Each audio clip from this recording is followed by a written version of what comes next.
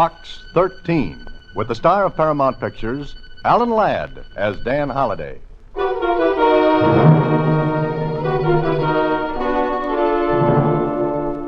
You idiot, you fool, you let him get away. I did not, Worker. What could I do? He was in the post office. Did he have the envelopes? Of course he did. He sent them to someone. Sent them? And he's got away. Oh, Staley, you are an idiot. No, not quite. Look, I've got a blotter.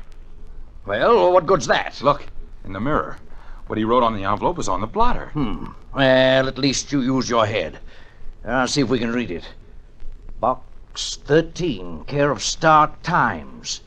Box 13, Star Times. There's no Star Times in this city. But there is in the city he sent his letter to. You're right.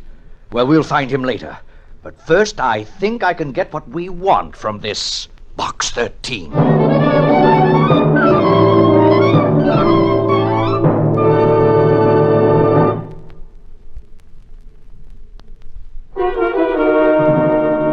And now, back to Box 13 and Dan Holliday's newest adventure, Hare and Hounds.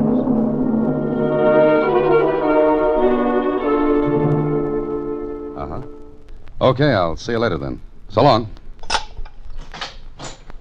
Hello, Mr. Holliday. Oh, hi, Suzy. Got the mail? Uh-huh. And what do you got there? 8 nice new counterfeit $5 bills. How'd you get them? Well, you see, I had my eyes closed when they were passed on to me. I'm turning them over later to the police.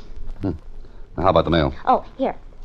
And you know, Mr. Holliday, I had the funniest feeling while I was coming back here at the office from the Star Times. What do you mean? I had a kind of demolition. You mean you blew your top? Huh? What do you mean, demolition? You know, like when you think something's happening or going to happen. Oh, premonition. I had it. Well, why? I felt like I was being followed. I felt eyes looking at me when I was in the Star Times getting the mail. And you were followed? It felt like it. Okay, that makes you a big girl now. Let's have the mail, huh? Yes, sir. 12 letters. Slim pickings. It was such a funny feeling. Wow. Well, look here. An out-of-town letter. I know. I thought, oh. A little nervous this morning, Suzy. I guess so. Come in. Oh, good morning. Good morning. May I come in? Oh, please do. I hope this is not too much of an intrusion, but May I do something for you? Well, maybe. Is this your advertisement in the Star Times? Adventure Wanted will go any place, do anything, Box 13? That's right. So you are Box 13. Yes. I had a different picture of you, Mr. Holliday. Dan Holliday. Oh, my name is Worker, Thomas Worker. Oh, I saw you at the Star Times. You were the one who was looking at me. Yes, I guess I was. You followed me. It was charming work. And you... Oh, thank you. May I ask why you followed my secretary, Mr. Worker? Curiosity. You see, I've been noticing your ad for weeks now. It runs day after day. Well, naturally, I wanted to see you, what you look like, and why you put the ad in the paper. Oh, is that all? Yes, that's all. Foolish? No. Tell me, Mr. Holliday, do you get the adventure you advertise for? Sometimes. Do you receive many replies to your ad? Usually, yes. But you cannot follow them all. Well, no. Do you have any particular reason for asking all these questions, Mr. Worker? No, but I lead such a prosaic life myself that your ad intrigued me. I finally got up enough courage to go to the Star Times and wait for someone to collect the mail from Box 13. I see. And now that you've found me... Well, perhaps you'd care to have dinner with me some evening and tell me some of your adventures. Oh, I'd like to hear them very much. I'm very lonely and... All right, Mr. Worker. I'd be glad to. Oh, thank you. Now I must be going. Sorry to have troubled you. And I hope I didn't frighten you, young lady. Oh, no. It was kind of fun. Oh, my umbrella. One can never tell when it might rain. Well, good day, Mr. Holliday, and thank you so much. Don't bother to get up. I'll look you up in the phone book and call you. Please do. Goodbye. What a nice man. Uh-huh. Funny old duck. Well, let's open the mail, Suzy, and... Hey. Huh? What's the matter? Where's that letter from out of town? It's right on top of the pile where you put it. But it's not a... Mr. Holliday? He's gone. What do you mean? Sure, he's gone, And that letter went with him. he took it. His umbrella was on top of the pile. Oh, what a nice old man.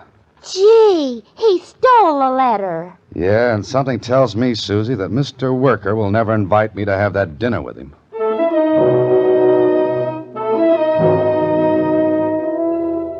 Sure, Worker took the letter.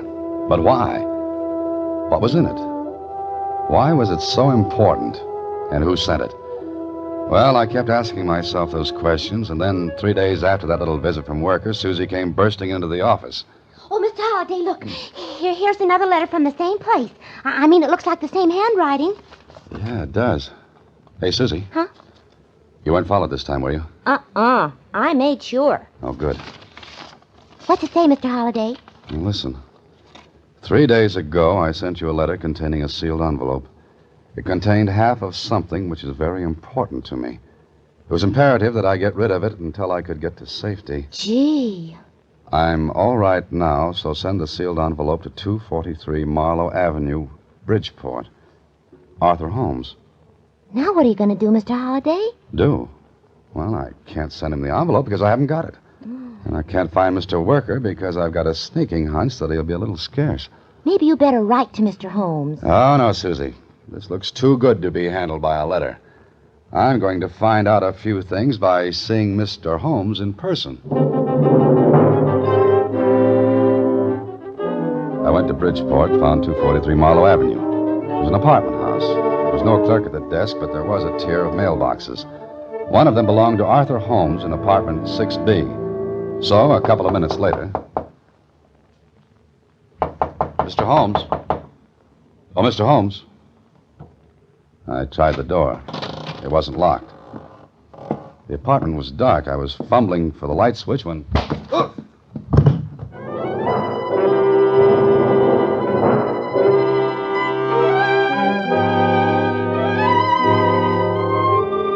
If I say I was fresh as a daisy after that thump on my head, I'd never get to be the father of my country. I was lying on the floor. The room was still dark except for a flashing light that came from a store sign across the street.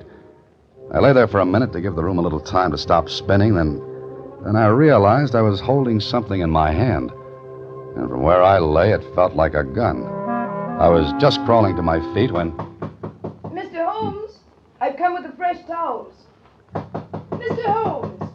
I wanted to clear up a lot more before anyone found me. I ducked behind the door and waited. Mr. Holmes?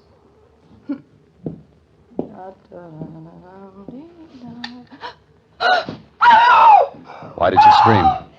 Well, who wouldn't? The room was a shambles. Someone had searched it.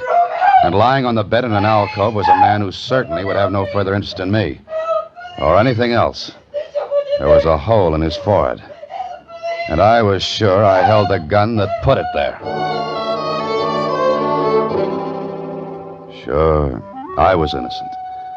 But I'd have a hard time proving that. Figure it out. I received the letter from Holmes. Instead of writing, I went to him. I didn't wait for the clerk in the building to call up first. I ducked behind the door when the cleaning woman came in. Maybe I should have gone to the police right away, but I was innocent. And I wanted to learn a bit more. Besides, the cleaning woman reported the murder. So a half hour later, I was drinking a cup of coffee in an all-night hamburger stand. That winds up the late news for tonight. The next edition of the new... Oh, just a moment, ladies and gentlemen. We have a last-minute flash. A murder was committed tonight in the Roxmore Apartments. Police are looking for a man who answers this description. Medium height, light hair, wearing dark gray flannel suit, blue and white striped necktie, black shoes, carrying light tan topcoat. The description of the wanted man was given to the police by the clerk, who remembers this man asking for the apartment of the murdered man, Arthur Holmes. And that's all for tonight. The next edition of the news... Another murder. Hear it, mister? Yeah, Getting so a person can't feel safe no more. you're so right. More coffee? No, thanks. No, thanks. Pie? Cake? Nothing, thank you. They ought to get that guy that done it pretty soon. You think so? Sure. He ain't gonna get far. Well, every cop in the city will be looking for a guy wearing a gray suit with blue and white. Yeah, you're right. Okay, here's your dime. Yeah, thanks. What's the matter? You... Don't say it. What are you gonna do? Walk out of here. Sure. You stay right where you are and you won't get hurt. Just keep talking to me. Mister, I ain't got nothing to say. Then don't say it. Sure. If it makes you feel any better, I didn't kill that man. I ain't said you did. The police said it. They could be wrong. Sure, they could be wrong. Yeah, that's right. Now stay right where you are. Don't say a word to either of the other two in here until I'm out of sight. Understand? Sure. Good night, mister. Come again. Hey, that's him. That's the guy. Somebody call the police. Hey, taxi! Know where the park is? Yeah, sure. Now drive to it fast. Yeah. Hey, stop that guy. Somebody, let's not get in the cab. Stop him. Call a cop. What's all that noise about? I haven't the least idea. Park, huh? Okay. I'd sure like to know what all that noise was about. Now they're playing a game. Huh? Mm-hmm, sure. Hare and Hounds. Ever hear of it? Oh, yeah, I played it when I was a kid. Huh. Then I've got news for you. It's no longer a kid's game.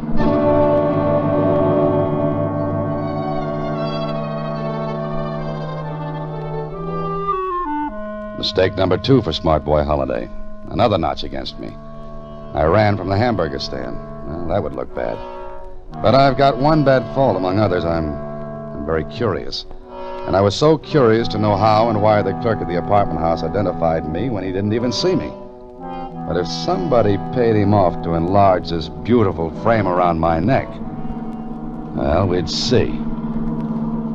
Hey, mister, I've been thinking. Ain't that Hare and Hounds game a little young for grown-ups? I told you it wasn't a kid's game anymore. The whole world's gone nuts. We agree. Say, pull up here, will you? I thought you wanted to go to the park. It's dark there. Huh? Well, it's dark all over. It gets that way at night, mister. Maybe you've got something there. Oh, pull up here by the drugstore.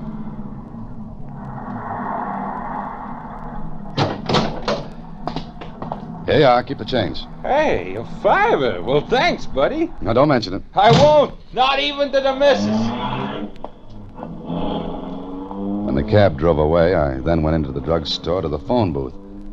I looked up the Roxmore Apartments in the book and dialed the number.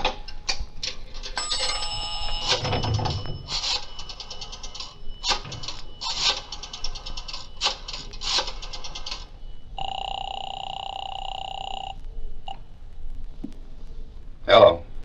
Roxmore Apartments? Is Eddie there? Eddie? He's the clerk there, isn't he? Who? Charlie. Charlie who? Madison? No, Eddie's the clerk there. Okay. Keep you, Charlie.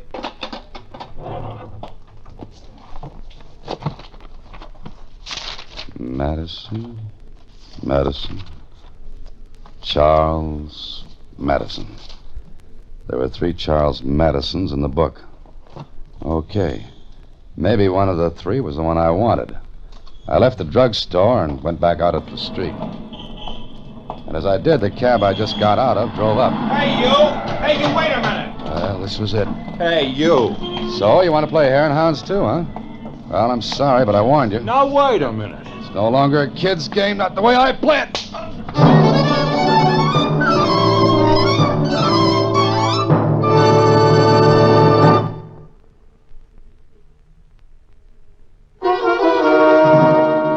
Back to Hare and Hounds, another Box 13 adventure with Alan Ladd as Dan Holliday.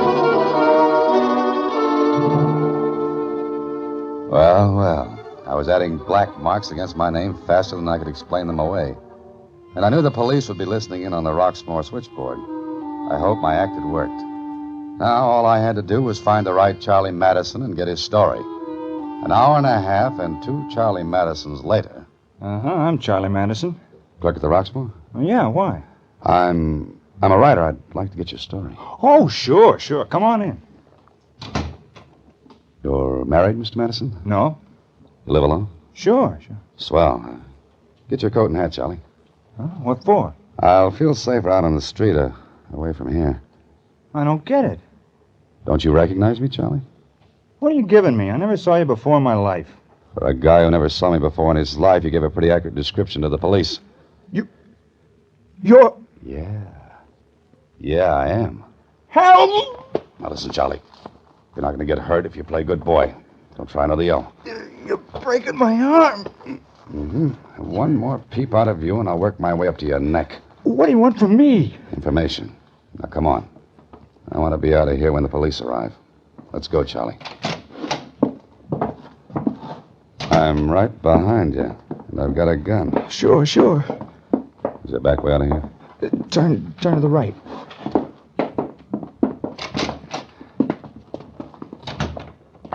Where does this alley lead to? To the street. Then we go the other way.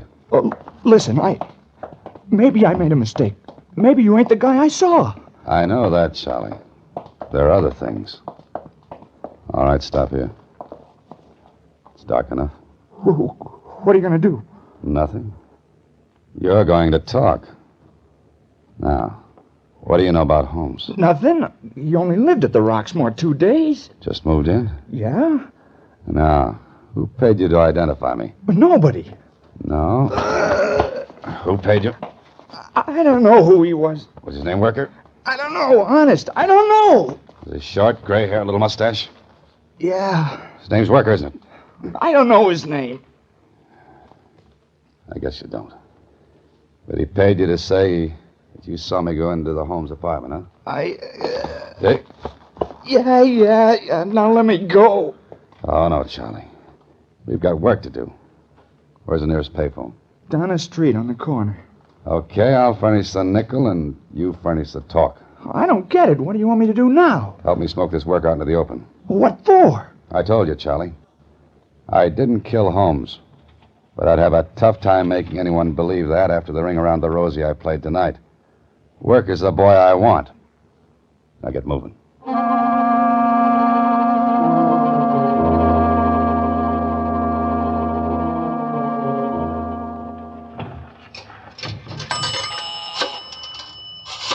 Now remember what you're going to say, Charlie. Yeah, sure. The police will trace this call.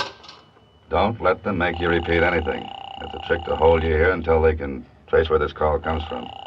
Just say what Shh. Hello, police?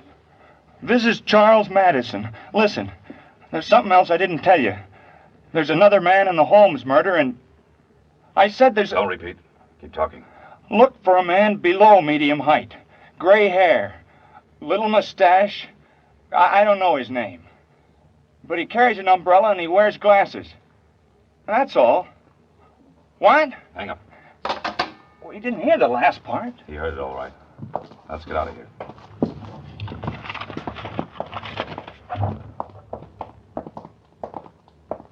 Can I go home now? Oh, no, Charlie. I'm beginning to be real fond of you. What are you going to do now?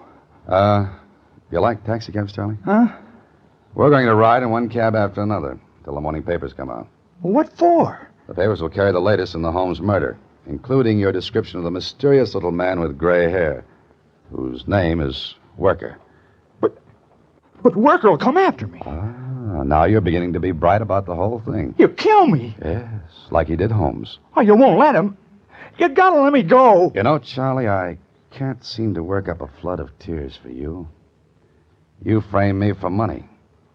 I wouldn't have had a chance if the cleaning woman had seen me in Holmes's apartment with this gun in my hand. Well, I'll say I lied. Think a minute, Charlie. If you do that, it'll make you an accessory after the fact. What's that mean? Simply that the police would hold you equally as guilty as Worker. Or me. Well, then what'll I do? You know, Charlie, I'm a very curious-minded person. I could go to the police, but I'd rather play it through my way. Smoke Worker out in the open and see what this is all about. But how? Well, as long as Worker knows you can identify him, he'll try to find you. Get you. But if you don't go to the police, he'll know you're around somewhere, Charlie. By the way, Charlie, how does it feel to be another hare in the game?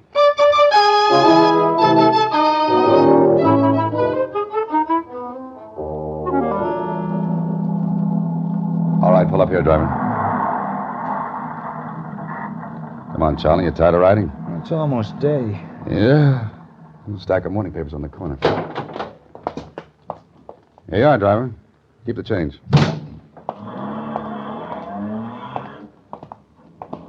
Charlie, there's nothing gloomier than a city just before dawn. Now get one of those papers. Where are we going then? Who knows? I've seen the whole city. Go on, get the paper. tied up. Untie them. Yeah. Here you are. Did you leave a nickel? Huh?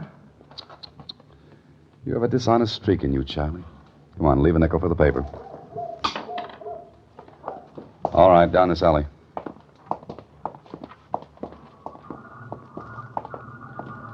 Okay, in this doorway. Now we'll see what the papers have to say. Well, you're in, Charlie. Listen.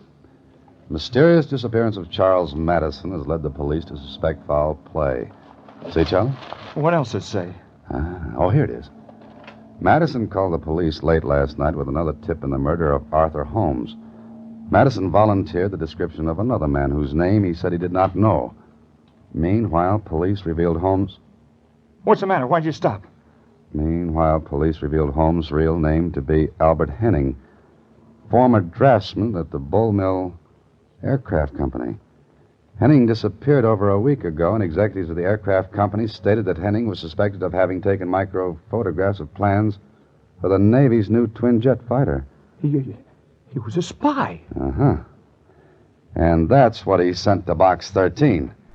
He didn't want to be caught with the photographs on him, so he used me as a hideout until he could send for them. I don't know what you're talking about. All I know is we got to go to the police now. You're so right, Charlie. You're so right. Come on, I'm through playing games. This has grown a little bigger than Box 13. Both of you, stay where you are. It's him. It's Worker. Yeah. Don't try to use your gun, Mr. Holliday. It's not my gun. It's yours. The one you killed Henning or Holmes with. That's right. How'd you find us? Simple. You see, Mr. Holliday, when I heard over the radio that you had escaped from Holmes's apartment, I was a little worried. I knew you'd read or heard about this fool giving your description. I thought you might go to him and perhaps to the police. Yes, as I should have in the first place. That's right, but you didn't. I'm glad you like adventure. So, I watched Madison's place, and I've been following you all night to see what you were going to do. And now? Do you want to guess? No. You've made it perfect for me. As perfect as Henning did when he double-crossed us and tried to sell those photographs for a higher price. Perfect for you? Yes. Think of this. Here you are in an alleyway with the only man who identified you as the murderer of Mr. Holmes. Now, you still have the gun, and I'll take it. And be careful how you hand it to me. Please hurry. Thank you.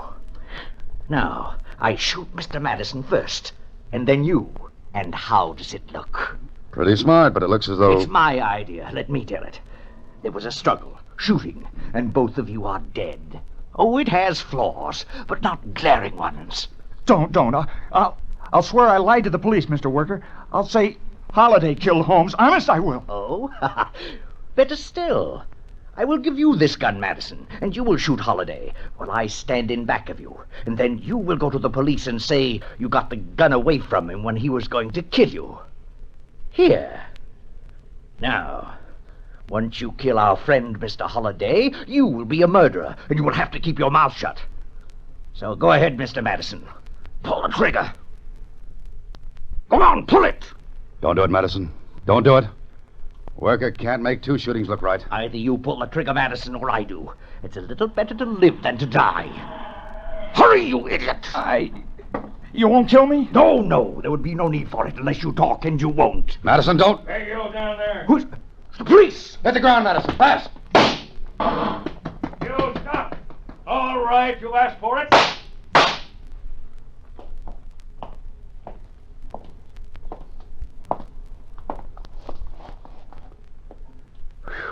Nice shooting, officer. Very nice. All right, you two, get up off the ground. And believe me, I'm very happy to be able to do just that. What's the matter with the other guy? Nothing. Things were a little too much for him. He passed out. That's the guy, officer. That's the guy. Okay, you guys stand back. All right. Officer, what kept you? Are you kidding? We've been tracing you all night. One taxi driver after another, one cab after another. You think you're going to get away with passing those phony fives all over town? That's right. No, I didn't. That's why I passed them out. What? You know, officer, you have a very efficient police force. Oh, thanks, boys. You mean you gave out them phony fins on purpose? Uh-huh. A very definite purpose. I don't get it. You think it's funny, huh? Well, see how hard you can laugh at headquarters. Officer, I've never been so happy to be arrested. And boys, Yeah? I'll match every phony 5 with a good 10. Come on, let's go.